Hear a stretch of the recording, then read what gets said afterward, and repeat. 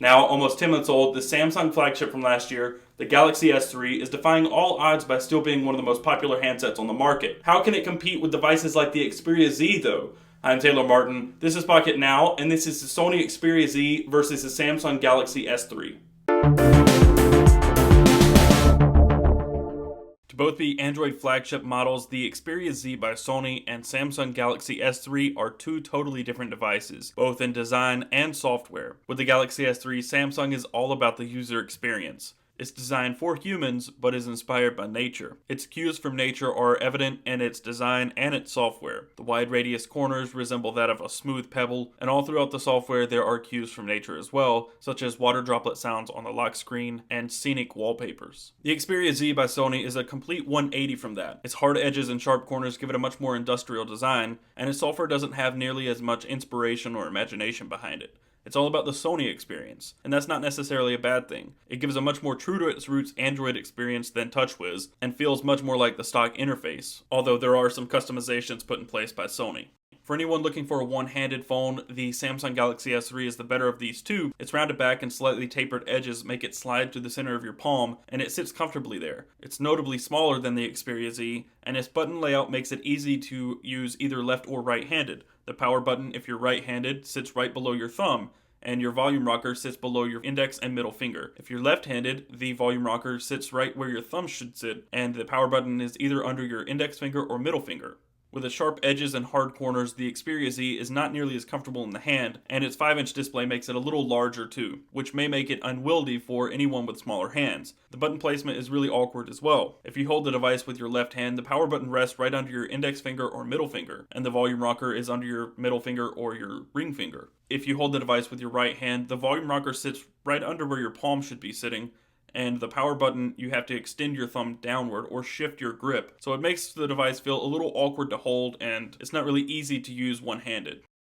The true difference between these two devices is the materials they're made of and how well they're built. The Galaxy S3 is made of pretty much all plastic or polycarbonate with a hypergloss finish. It feels very lightweight, and it has a faux metal trim around the edges. It looks cheap, feels cheap, and it doesn't feel substantial in the hand. It's durable and it feels as such, but it doesn't feel that great. It doesn't feel like a high-quality flagship device. The Xperia Z, on the other hand, has glass on both the front and the back. The front is Dragon Trail glass and the back is Gorilla Glass. And around the edges it has a blue metallic trim, and around the outside it has a high-quality plastic with a matte finish that gives it a grippy feel. It feels much more substantial and high quality in the hand, and hands down, it wins in the design department.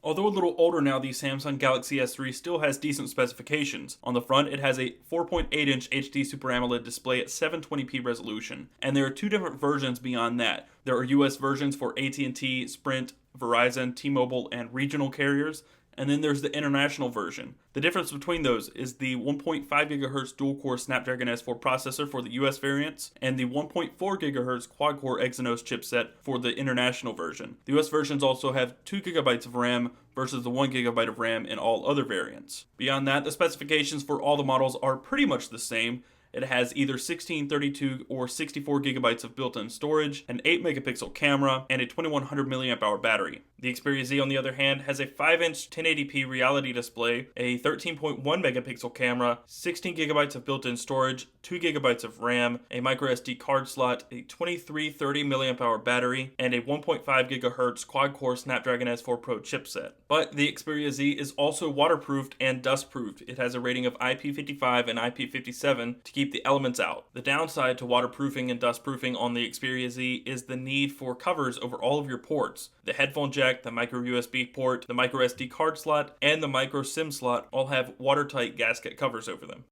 Although the Xperia Z has a slight advantage in specifications, there's one area where these two smartphones truly duke it out, and that's displays. The Xperia Z clearly has an edge when it comes to displays, considering it has a 5-inch 1080p display. This display is larger, has a higher resolution, and likewise has a higher pixel density. However, the contrast levels of the Xperia Z's display are noticeably lower than that of the Galaxy S3's Super AMOLED panel. And the next part, saturation, is a little bit subjective. It depends on whether you like super saturated colors or you like something a little more accurate. The Galaxy S3's Super AMOLED panel is notorious for super saturating colors, making yellows seem more orange or pinks seem more red, but the Xperia Z's display seems a little washed out considering that contrast level is low. Blacks seem slightly gray, and on the Galaxy S3, those blacks look very inky. At the end of the day, it comes down to whether you want a larger display at a higher density or a more moderate sized phone with super saturated colors. Those are pretty stark contrasts to one another, so choosing your favorite shouldn't be terribly difficult.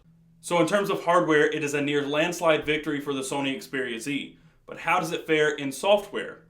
Let's find out.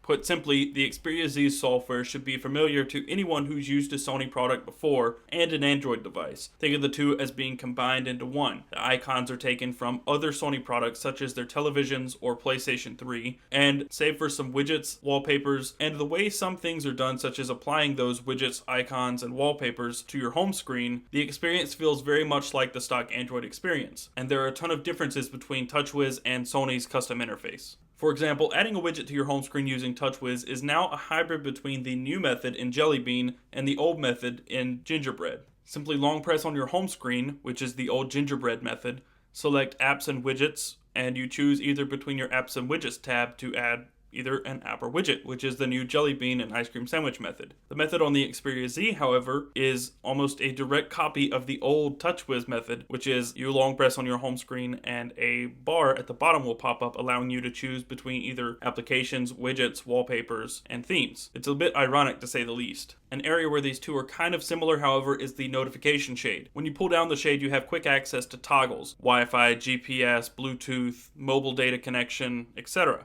But using TouchWiz, you get more options. You get 2 pages of these toggles, and you have a brightness slider right there in the notification shade. Using Sony's customizations, you only get 4 quick toggles and then a shortcut to the settings application. As far as extended software features go beyond theming, icons, and other customizations, the Xperia Z comes with PlayStation certification, screen mirroring, and power management software. These extended software features are where Samsung truly sets its devices apart. You get features such as blocking mode, smart stay, smart rotation, a power saving mode, multi-window, pop-up browser, pop-up video, and many more. These ample settings and features really add to the experience on the Galaxy S3. These are the things that make the lackluster hardware and the dating specifications really kind of melt away. You forget about them because the software really makes up for all of the hardware shortcomings. When it comes to performance, these two devices are pretty evenly matched. They both have quad-core processors clocked at 1.4 and 1.5 GHz. The difference in day-to-day usage is pretty negligible. On the Galaxy S3, there's little to no stuttering when scrolling between home pages and pulling down the notification shade, switching between applications, and the same could be said for the Xperia Z. There's a little lag and stuttering on the Xperia Z that I've noticed, but it's not that much. It's very minor. But if benchmarks are your thing, the Xperia Z is an absolute benchmark beast. Using the quadrant standard benchmark, the Xperia Z scored a 7841 versus the Galaxy S3's 5903. And using Antutu, the Xperia Z scored a staggering 18919, almost 19,000, versus the Galaxy S3's 15895, just shy of 16,000. The Xperia Z blew through these benchmarks pretty easily, but using SunSpider to test the browser speeds, the Galaxy S3 using the stock TouchWiz browser scored an 1199 versus the Chrome browser, which is the stock browser on the Xperia Z, scoring a 1355. The lower number, of course, being the better number. All in all, both of these devices are powerhouses. They both have quad-core processors, and they're capable of maintaining a solid, consistent experience on the home screens, during video playback, and in gaming.